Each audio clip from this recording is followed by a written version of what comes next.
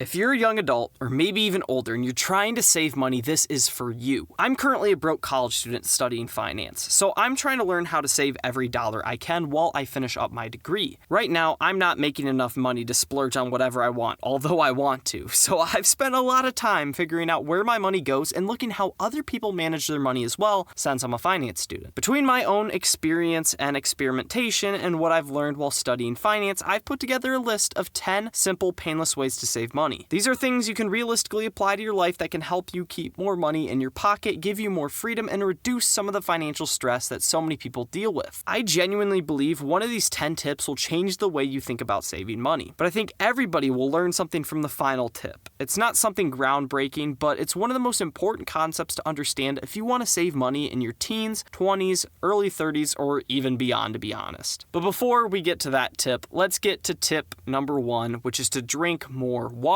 Now, I know this sounds kind of silly. You probably clicked on this video to learn how to save money, and you probably weren't expecting the first tip to be drink more water. It sounds more like health advice than financial advice, but hear me out, because this can actually make a noticeable difference over time. A lot of us don't think twice about spending a few dollars on a drink. You're out to eat with friends, and you order a soda. You stop at a gas station, and you grab an energy drink. You swing by Starbucks before class or work because you need an energy boost. None of those purchases feel big in the moment because they're only a few dollars each. The problem is that those small purchases add up quickly. A drink at a restaurant can easily cost $3 to $5. A coffee can be even more. If you're making those purchases multiple times a week or even every day, you're suddenly spending hundreds of dollars a year on things you probably aren't paying much attention to. As a college student, there are plenty of days and plenty of times when I'm tired, stressed, busy, and just want something other than water. I'm not sitting here pretending I've never bought a soda or never stopped for coffee. The goal isn't to be perfect. The goal is just to be a little bit more intentional. This is especially true when it comes to alcohol. Alcohol can get incredibly expensive without you even realizing it. One drink at a bar or restaurant might cost $10 to $12 or even $15. If you're going out regularly, that's a lot of money leaving your wallet every month. Personally, I don't drink alcohol. I'm 21, so I legally could, but it's just not something I'm interested in. Regardless of where you stand on it, though, alcohol is one of those expenses that can quietly drain your budget if you're not paying attention. Now, I'm not saying you can never have a Starbucks drink, never order a soda, or never go out with friends. That's not the point of this video. You should still enjoy life. The point is that water should probably be your default option most of the time, and the other drinks should be an occasional treat rather than everyday habits. My second tip here, though, is to finish your leftovers. I'm not going to spend a bunch of time talking about this because it's pretty straightforward. If you have leftover food, please eat it. A lot of the times those leftovers can save you from having to buy another meal later. Maybe it's only $5 to $10 you're saving, but sometimes it's $15 to $20 depending on where you would have eaten instead. Those small savings add up over time. And look, I also know that leftovers aren't always the most exciting thing in the world. Sometimes microwaved food just doesn't hit the same, but there are ways to make it better. Throw it on a pan, add a little seasoning, put some sauce on it, or get creative with it. A lot of foods actually taste pretty good the second time around if you take an extra few minutes to heat them up properly. Again, this isn't revolutionary, but it's effective. If you have leftovers sitting in your fridge, don't let them go to waste. Eat them and get the value out of your money that's already been spent. You might as well. The next painless way to save money is to cut unnecessary subscriptions. Now, this is one I'm pretty passionate about because I think subscriptions have become so normalized that a lot of us don't think about them anymore at all. That's not necessarily a bad thing. Subscriptions can be great. The problem is that they're designed to quietly take money from your account every month, and after a while, you stop noticing. Think about it. Think about how many subscriptions the average adult might have. Spotify, Apple Music, Netflix, Hulu, Disney+, HBO Max, ChatGPT+, Quizlet+, cloud storage, gym memberships, and who knows what else. They're usually $5 to $10 or $20 a month. They're not that expensive. But when you stack 5, 6, 7, 8 of them together, suddenly you're spending a significant amount of money every month without even realizing it. Now look, I want to be clear. I'm not saying all subscriptions are bad. For example, I personally have an Apple Music subscription because I use it every single day. I get value out of it, so for me it's worth the cost. The question isn't whether a subscription exists, the question is whether you're actually using it. Take streaming services for example. A lot of people have Netflix, Hulu, Disney+, HBO Max, like I said before, and maybe a few others all running at the same time. But are you really using all of them every month, every moment? If a streaming service costs $10 a month, and you're only watching 1 or 2 movies on it, you might actually be better off renting the specific movies you want to watch. Not only could it be cheaper, but you could also get to choose exactly what you want instead of being limited to whatever happens to be in the included library. Again, streaming services are just not the only option. And if you really enjoy streaming services, that's completely fine. But maybe you don't need 3 or 4 at the same time. You could have Netflix this month, Disney Plus next month, and another service the month after that. Rotating subscriptions can save you a surprising amount of money while still letting you watch what you want. I think almost everyone has had the experience of checking their bank statement and then seeing a charge they forgot was even there. I know for sure I have. And that's why I encourage you to take 15 or 20 minutes one day and audit your subscriptions, audit your bank account, look at what's being charged every month and ask yourself one simple question. Am I actually getting enough value from this to justify the cost? If the answer is yes, keep it. If the answer is no, cancel it. Again, this isn't about cutting everything fun out of your life. It's about making sure you're not paying for things you don't use. That's one of the easiest and most painless ways to save money because you're not really giving anything up. You're just stopping the waste. Another simple and painless way to save money is to sell things you aren't using. I'm not going to spend too much time on this because, once again, this is pretty straightforward. Most of us constantly bring new things into our lives. We buy more clothes, food, gadgets, decorations, random stuff, right? But very rarely do we stop and ask ourselves, what do I already own that I don't use anymore? Take a look inside your room, apartment, dorm, or closet. Chances are there's things sitting there that you haven't touched in months. Maybe it's a jacket you never wear, a pair of shoes collecting dust, an old video game console you never play anymore. If it's in good condition and you know you're not going to use it again, why not sell it? Even if you're only going to make 20, 50, or $100, that's still some money that can go towards something you will actually use. A lot of people focus entirely on cutting expenses, but sometimes the easiest way to improve your finances is simply turning unused stuff into cash. And honestly, it's not even always about the money. Sometimes the bigger benefit is just clearing out the clutter. The main point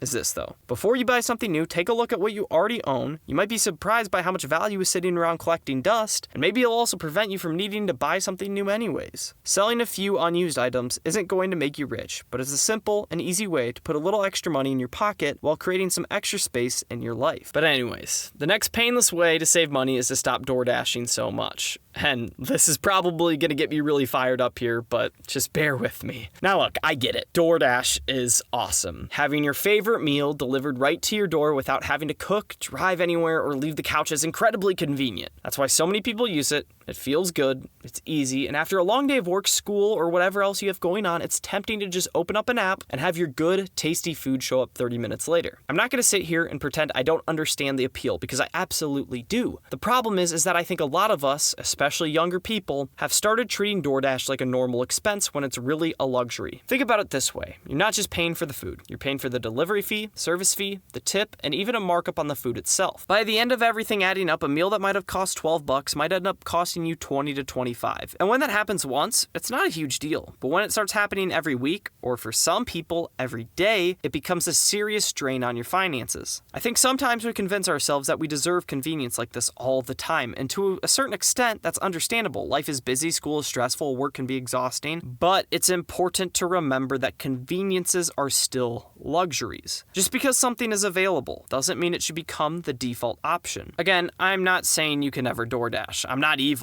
Sometimes it's worth it. Sometimes you're celebrating, hanging out with friends, or just having one of those days where you don't want to cook. That's completely fine. The point is that DoorDash should be the exception, not the rule. And that's the important part. This kind of bridges into my next painless way to save money, and it's to eat out less often. Again, this kind of goes hand in hand with what I just talked about, but whether it's Chipotle, McDonald's, Panda Express, or your favorite local restaurant, eating out is almost always going to cost more than making food at home. Like I said earlier, a meal could cost $12, maybe 10 to 15, as an estimate, right? Meanwhile, you could cook at home for a few bucks, right? 3 to 5 is the average meal cost for me personally, and trust me, I still understand why people eat out. Honestly, this is probably one of my biggest weaknesses when it comes to saving money. I hate cooking. When I've been working all day, studying, recording YouTube videos, or doing schoolwork, the last thing I want to do is to come home and make dinner. Sometimes it's much easier to just stop somewhere on the way home and grab food that tastes better. So if you're there sitting here thinking, yeah, but cooking is annoying, I completely understand you. The thing is, saving money usually requires some kind of trade-off. In this case, you're trading a little bit of convenience for a lot of savings over time. I'm also not saying you can never eat out. I eat out a couple times a week. If your parents offer to take you out to dinner, absolutely go and enjoy that. If you're celebrating something, hanging out with your friends, or just want a nice meal out every once in a while, that's perfectly fine. The goal isn't to eliminate eating out completely. The goal is to make it an occasional thing instead of an everyday habit. This is not exciting advice, and it's not fun advice, but it's one of the simplest and most effective ways to keep more money in your pocket, especially as a young adult. But anyways, let's move on to my next point, which is to shop at cheaper stores. And honestly, this is about as painless as it gets. A lot of the time, we don't even realize how much we're overpaying for the exact same types of products. For example, you can buy a can of beans for $2, or you can buy a nearly identical one for $1. You can buy bread for $4, or you can buy a different version for $2. And when you start stacking those small differences across your grocery list, you can realistically put together meals that cost just a few dollars each. In some cases, you're eating for around $3 per meal, which is pretty incredible. And I feel like I keep lecturing about food,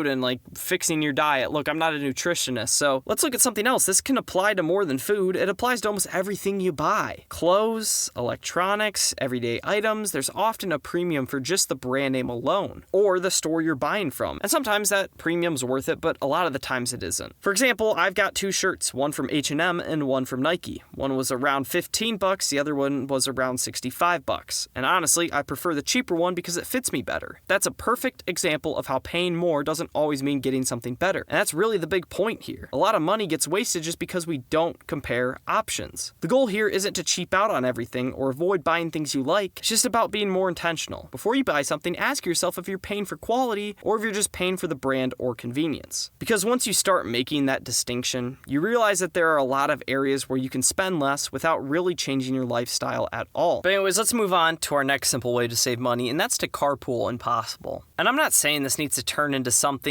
that's going to be a big lifestyle change when you're planning every single trip around other people. That's not the point. This is just about being a little more intentional in situations where it already makes sense. For example, if you're in college and you live a few hours away from home, and you've got a friend or roommate who always happens to be heading home at the same time, why not drive together? Instead of you both driving separately and spending money on gas, you can split it up. Even something as simple as splitting a $50 gas trip. That's real money saved for something you already were going to do anyways. Again, this shouldn't be something that's stressful or something you overthink about. If it's somewhere close that you just need to go to, just go. The idea is simply that when the opportunity is already there, you take advantage of it. But again, if carpooling isn't your thing, or just doesn't make much sense in the moment, it's not a big deal. This isn't about being an extreme cheapskate or turning into a penny pincher. It's just one of those small habits that can quietly save you money over time without really changing your life at all. But anyways, let's move on to something more practical that applies to everybody, and that's finding cheap hobbies. And look, don't get me wrong, I want to be careful with how I say this because I'm not telling you to completely change your interests or stop doing things you enjoy. That's not the point of this at all. The point is just to be aware that some hobbies are naturally a lot more expensive than others, and if you're not careful, they can quietly drain your money over time. For example, something like golf can get really expensive really fast. Between buying clubs, paying for tee times, and of course course fees, you're easily spending a lot of money just to play one round. I'm not saying you can never golf, that's not the message, but if it's something you're doing constantly, it can add up quickly. The idea here is to balance things out. Maybe instead of making an expensive hobby your default, you mix in cheaper ones that still bring you enjoyment. Personally, I like playing chess, which is completely free online. I also play disc golf, which is basically a version of golf, but way cheaper. Most courses are free, and a set of discs may be $30 to $40 one time. I've had mine for a while and just keep using them. Again, I'll go to a movie every now and then, which is usually around $7 to $10 depending on the deal. I also enjoy watching movies at home, making YouTube videos, playing Wii games as you can see, and just hanging out with friends. A lot of those things either cost nothing or they're already paid for, so I don't have to keep spending money on them every time. And that's really the key. It's not about avoiding all the expensive hobbies, it's about not making them the center of your free time if you're trying to save money. At the end of the day, it's about choosing hobbies that fit your lifestyle and your budget. Especially when you're young, small choices like that really do add up over time. But finally, the most important painless way to completely change how you handle money and honestly reduce a lot of stress and anxiety around it is to recalibrate what you consider normal. And this really is the biggest idea in this entire video. Everything else we've talked about kind of leads to this. I'm a college student studying finance, and this is something I see all the time. A lot of financial stress doesn't come from not making enough money, it comes down to trying to live a lifestyle that doesn't match your income. So I really want you to ask yourself, what is your normal? Is your normal Doordashing every day? Is your normal having a closet full of expensive clothes? Is your normal being able to drive a new car on a payment you can barely afford? Is your normal having every subscription, every convenience convenience, every upgrade just because it's available. Because if that becomes your normal, you're gonna feel broke no matter how much money you make. And I get it, I really do. I want those things too. I wish I could DoorDash every day. I wish I could have every streaming service. I wish I could drive a nice car, live in a nice place, and do whatever I want whenever I want. But the reality is I can't afford all of that right now. And pretending that I can is what gets people in trouble. At some point, you have to stop comparing your life to what's possible and start looking at what's actually realistic for you right now. How much are you making? What are your actual expenses? What can you comfortably afford without stress? But regardless of all that, the truth is simple. Daily luxuries are not normal for most people. Once you start adjusting your expectations and redefining what a normal life looks like for you, everything becomes easier. Saving money stops feeling like a constant sacrifice and starts becoming just a part of how you live. Recalibrate your normal. If you can get that right, everything else in your financial life gets a lot simpler. And if you made it this far, I just want to say I appreciate you watching. And if you want, check out another video of mine on your screen right now. You're probably going to enjoy that one too, and it's probably going to help you out a lot. Peace.